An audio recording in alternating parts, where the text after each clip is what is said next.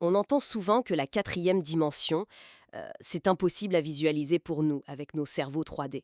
Que c'est comme une limite, quoi. Oui, c'est un mythe assez répandu. Mais aujourd'hui, on va explorer ça un peu plus en profondeur. Exactement. On va se pencher sur ce concept de 4D d'un point de vue mathématique, conceptuel, en s'appuyant sur pas mal de sources intéressantes, des vidéos, des articles. Le but, c'est de comprendre ce qu'est cet espace 4D, comment on peut, disons, l'appréhender intellectuellement, même si on ne peut pas le voir comme on voit un cube. C'est ça, rendre le concept accessible. Alors, pour commencer, rappelons peut-être les bases des dimensions. Oui, bonne idée. Bon, 1D, c'est une ligne, juste une longueur. 2D, un plan, longueur et largeur, comme une feuille de papier. Et 3D, bah, c'est notre monde. Longueur, largeur, hauteur. On a les axes X, Y, Z. Voilà.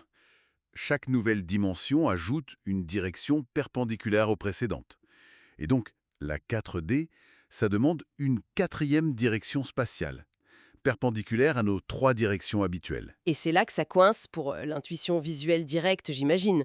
Exactement. C'est difficile à se représenter physiquement, mais on a des outils conceptuels. Comme le fameux Tesseract, Ah, l'hypercube. tout à fait. Le Tesseract, c'est l'analogue 4D du cube 3D. C'est Charles Howard Hinton qui a popularisé le terme d'ailleurs. Mais alors, comment on peut saisir ce Tesseract ou un objet 4D en général? L'analogie de Flatland est souvent utilisée, non? Oui, elle est très utile. Imaginez des êtres vivants sur un plan 2D, des aplats. Si une sphère 3D traverse leur plan, Eh, il verrait quoi? Un point d'abord? c'est ça. Un point qui apparaît, puis qui devient un cercle qui grandit, atteint une taille maximale, puis rétrécit et redevient un point avant de disparaître. D'accord. Et donc, par analogie?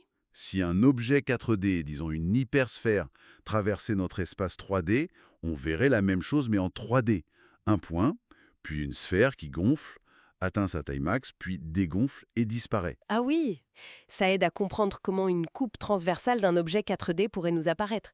Et ça suggère qu'un être 4D euh, pourrait voir notre intérieur. En théorie, oui.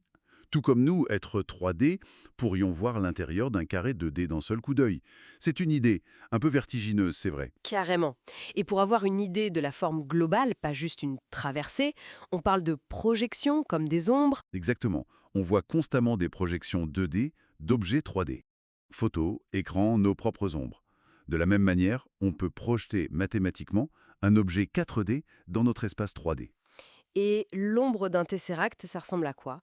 J'ai vu des images de cubes dans un cube. C'est une projection classique, oui. Un cube à l'intérieur d'un autre, avec les sommets correspondants reliés. Mais ce qui est crucial de comprendre, c'est que euh, la projection déforme nécessairement. Ah, donc ce qui semble tordu ou bizarre dans la projection 3D n'est pas forcément tordu dans la 4D elle-même. Précisément, c'est juste une conséquence de l'écrasement d'une dimension. Un peu comme une carte du monde plate déforme l'épaule. Il faut apprendre à lire ces projections. D'accord. Et il y a aussi l'idée des coupes ou tranches, comme un scanner médical mais en 4D. Oui, c'est une autre approche mentale. Imaginez l'objet 4D comme une séquence d'objets 3D qui change, comme les images successives d'un film. Chaque image est une tranche 3D de l'objet 4D et la séquence se déroule le long de la quatrième dimension. Ça aide à construire une représentation mentale, même si ce n'est pas une vision directe. Mais est-ce que ça suffit pour aborder des concepts plus complexes comme la topologie 4D? Les sources disent que c'est particulièrement étrange. Ah oui, la topologie en 4D, c'est là que ça devient vraiment fascinant et contre-intuitif. La topologie étudie les propriétés des formes qui sont conservées quand on les déforme sans les déchirer. Et la dimension 4 est spéciale. Très spéciale. Elle a des propriétés uniques, différentes de la 3D, mais aussi des dimensions supérieures, 5D et 6D. Par exemple, les nœuds. Les nœuds, comme un nœud de marin. En 3D, on peut nouer une corde, qui est un objet 1D, mais en 4D, on peut faire des choses beaucoup plus folles. On peut nouer des surfaces entières, des objets 2D, comme une sphère ou même une bouteille de Klein. Attendez, nouer une surface, sans qu'elle se coupe elle-même? Exactement. Impensable en 3D, mais mathématiquement possible et étudié en 4D. Ça montre à quel point notre intuition 3D peut être limitée. Là, c'est vraiment la logique mathématique qui prime. C'est bluffant. Et le temps dans tout ça? On dit souvent que le temps est la quatrième dimension. C'est correct? C'est une idée historique importante, oui. D'Alembert, Lagrange y pensait déjà. Puis Minkowski et Einstein l'ont formalisé dans la théorie de la relativité. L'espace-temps est bien un concept à 4 dimensions.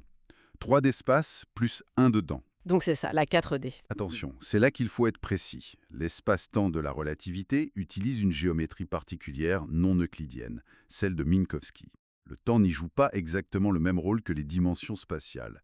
La distance ne s'y calcule pas pareil. Ah, ce n'est pas l'espace 4D purement spatial dont on parlait avant, où toutes les directions sont équivalentes. Non, justement. L'espace euclidien 4D est une construction purement géométrique avec 4 axes spatiaux interchangeables. L'espace-temps de Minkowski est un modèle physique différent. Confondre les deux mène à des soucis, comme les paradoxes temporels si on traitait le temps comme une simple direction spatiale. D'accord, distraction très importante. Donc, pour résumer un peu notre discussion, peut-on visualiser la 4D? La réponse est nuancée. C'est ça. Si visualiser veut dire voir comme on voit en 3D, alors non, probablement pas. Mais il faut réaliser que notre vision 3D est déjà une reconstruction complexe faite par notre cerveau à partir d'infos 2D sur nos rétines. C'est vrai. Donc on peut apprendre à interpréter les projections 3D d'objets 4D. On peut utiliser les analogies comme Flatland, les modèles de coupe successives. On peut construire un cadre mental pour penser en 4D, même sans perception directe. C'est une extension de notre raisonnement spatial, en fait. Tout à fait. On ne voit pas la 4D, mais on peut la comprendre, l'explorer logiquement, découvrir ses propriétés surprenantes comme en topologie, et distinguer l'espace 4D géométrique de l'espace-temps physique. C'est beaucoup plus riche que juste impossible à imaginer. Absolument. C'est un domaine fascinant des mathématiques et de la pensée abstraite. Peut-être toute petite, enroulée sur elle-même, comme le suggèrent certaines théories physiques. Ah, la théorie des cordes, les idées de Kaluza-Klein. Oui, c'est une spéculation intrigante. Est-ce que ces dimensions cachées pourraient, qui sait, expliquer certains mystères comme la matière noire, ou même interagir de façon subtile avec notre univers 3D? Voilà qui laisse rêveur.